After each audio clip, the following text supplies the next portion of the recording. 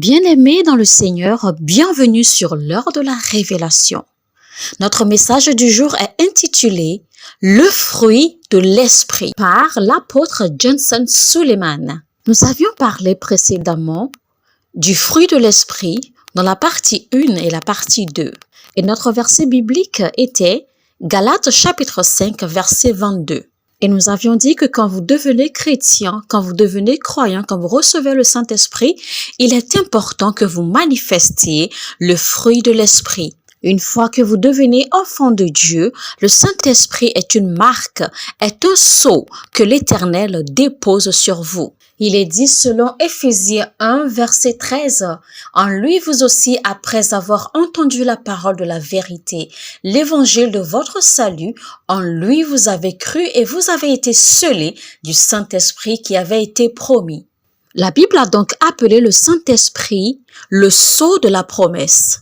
Nous avions aussi dit que le Saint-Esprit a des émotions et que l'on pouvait irriter, l'on pouvait attrister le Saint-Esprit si on ne fait pas attention. Comme il est dit dans Éphésiens 4, verset 30, « N'attristez pas le Saint-Esprit de Dieu par lequel vous avez été scellés pour le jour de la rédemption. » Et je vous ai aussi enseigné que le Saint-Esprit qui vous aide à jouir de la présence de Dieu.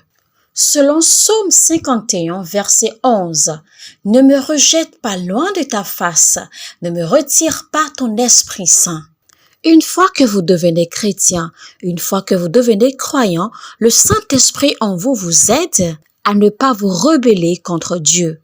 Il est dit dans Ésaïe 63, verset 10, « Mais ils ont été rebelles, ils ont attristé son Esprit Saint et il est devenu leur ennemi.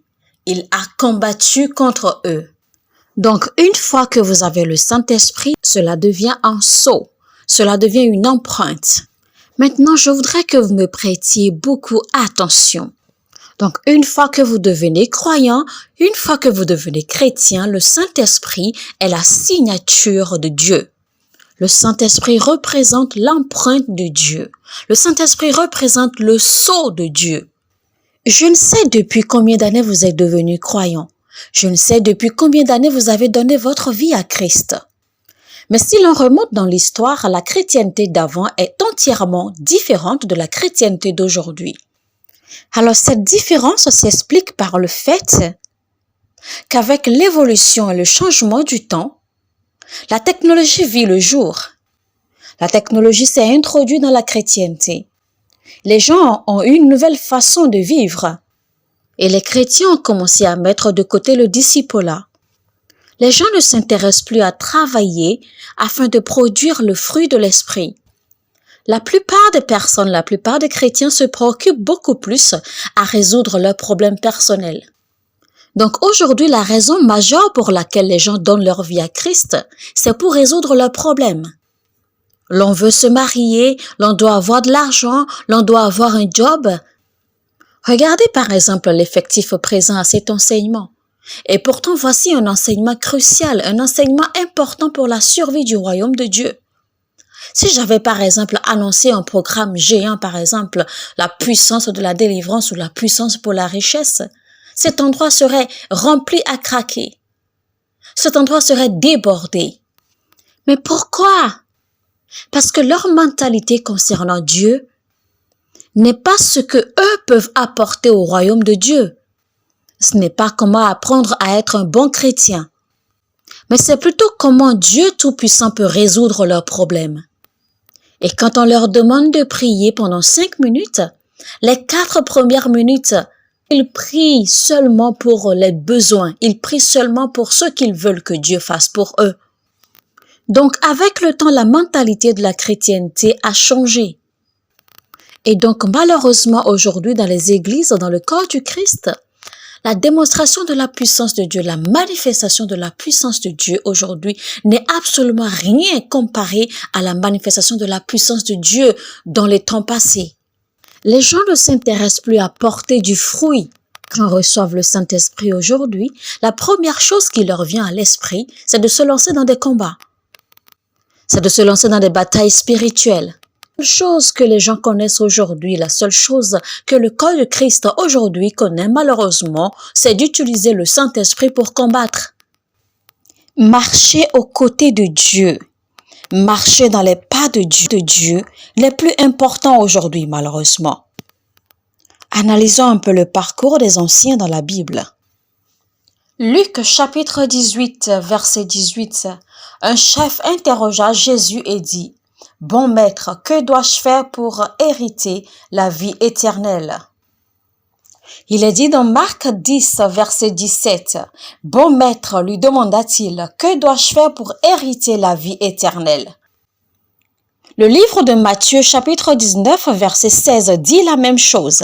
Eux tous posèrent la question à Jésus-Christ, à savoir, « Maître, que dois-je faire pour hériter la vie éternelle ?» Ils étaient donc tous intéressés à faire quelque chose pour le royaume de Dieu. Ils étaient tous intéressés à faire quelque chose pour plaire à Dieu, à faire quelque chose pour retenir, pour maintenir ce qu'ils ont reçu de Dieu.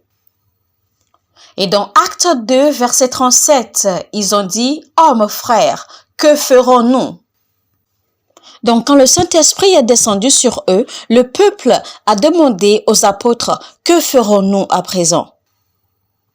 Quelqu'un qui avait été sauvé dans Acte 16, verset 30, a posé cette question. « Que faut-il que je fasse pour être sauvé ?» Les gens se posent des questions. Les gens demandent qu'est-ce qu'ils peuvent faire, qu'est-ce qu'ils doivent faire. Des gens réclament des informations. Quand Jean-Baptiste prêchait l'évangile, selon Luc 3, verset 10, certaines personnes l'ont rencontré et demandèrent « Que ferons-nous » Et au verset 12, même les publicains, quand ils l'ont rencontré, ils ont dit « Que ferons-nous » Les gens posent donc des questions afin de mieux suivre Dieu. Les gens cherchent les informations pour savoir comment suivre Dieu. Et vous, que faites-vous alors? Vous savez, au temps de l'Église ancienne, les gens se focalisaient beaucoup plus sur les fruits de l'esprit. Mais aujourd'hui, malheureusement, les gens sont plus focalisés sur les dons de l'esprit.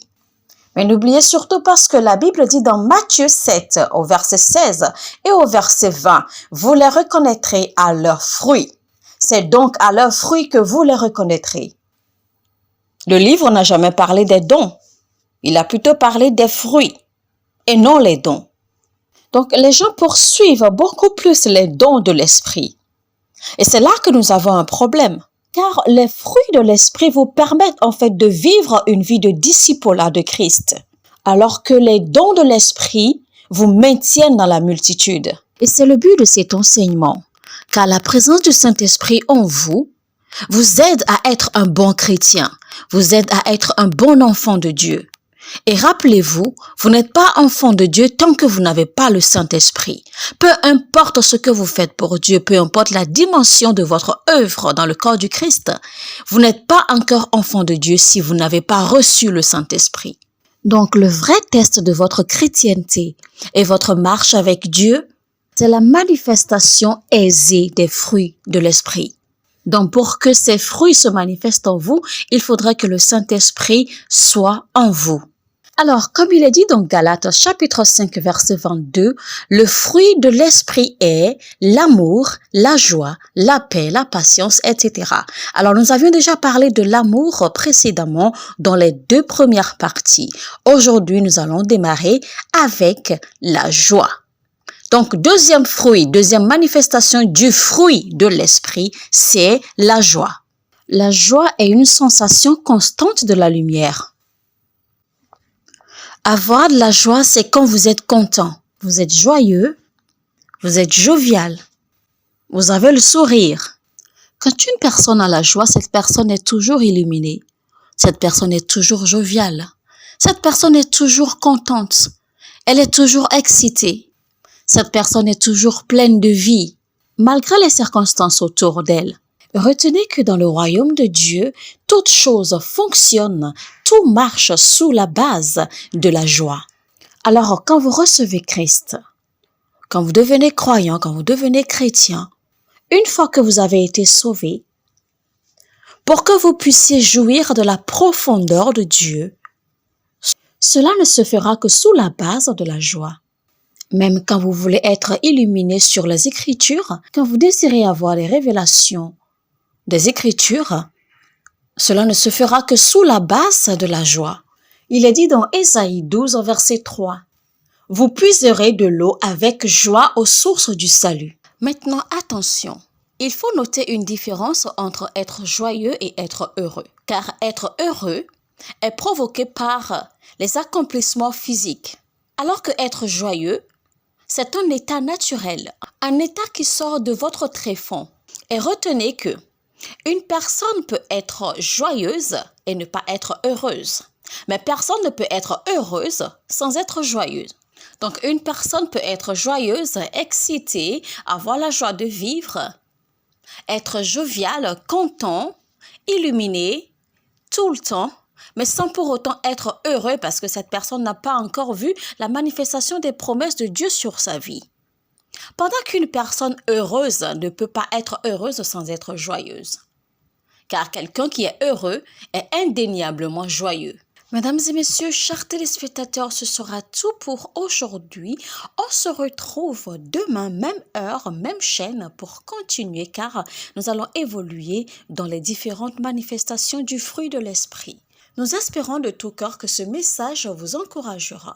Si vous connaissez quelqu'un qui puisse être encouragé par ce message, je vous en prie, partagez ce message avec lui. Édifions le corps du Christ ensemble. Nous publierons un nouveau message comme annoncé demain, même heure, 18h. Et nous avons le message La Voix du Feu qui passe tous les lundis, mercredis et vendredis à 12h. Appuyez sur la cloche de notification pour vous le rappeler. Merci infiniment de nous soutenir en vous abonnant à notre chaîne et que Dieu vous bénisse abondamment.